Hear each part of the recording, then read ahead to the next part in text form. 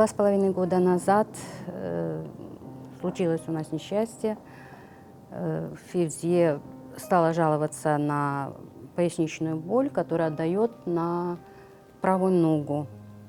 Вот 2 дня так вроде бы не сильно, а потом ночью сильно стала болеть нога. И мы поехали в больницу со своими ногами, все было хорошо, только боль была.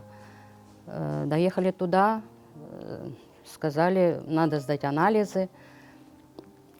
Врачи пришли, проверяли. Вот во время сдачи анализов она упала, у нее отказали ноги.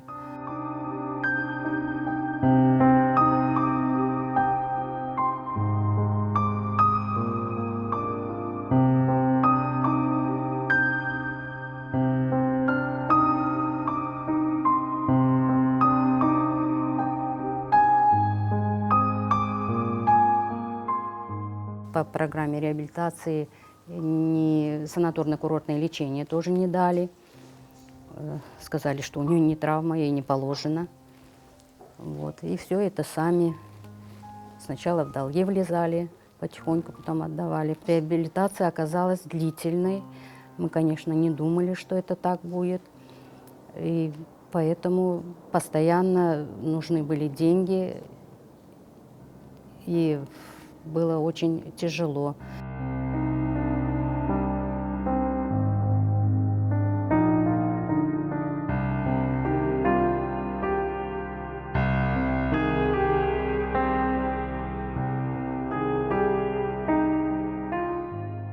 Фельдъе к нам пришла где-то 2 года назад. Мы занимаемся каждых полгода по месяцу. Вот. Начинаем более с легких упражнений, увеличиваем, и с каждым разом я замечаю, что динамика у нас просто зашкаливает, чему я очень рада. Она, конечно, старается, добросовестная девочка. Уже начинает по ступенькам подниматься, стараться, ходит на канатках, то есть все идет как надо, своим чередом. Я думаю, что все будет хорошо.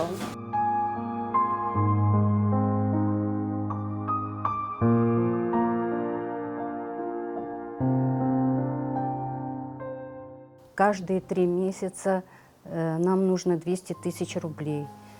Реабилитация, да, долгая, длинная. Нужна ваша помощь.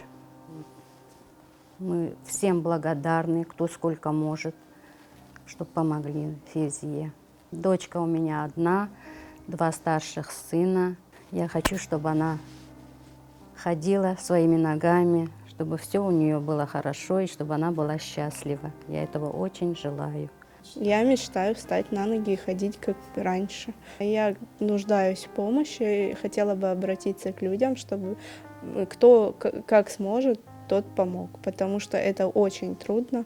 Ты пытаешься как-то заниматься, и морально так, и физически устаешь, но все равно я никогда это не брошу, я до конца, и я встану обязательно на ноги.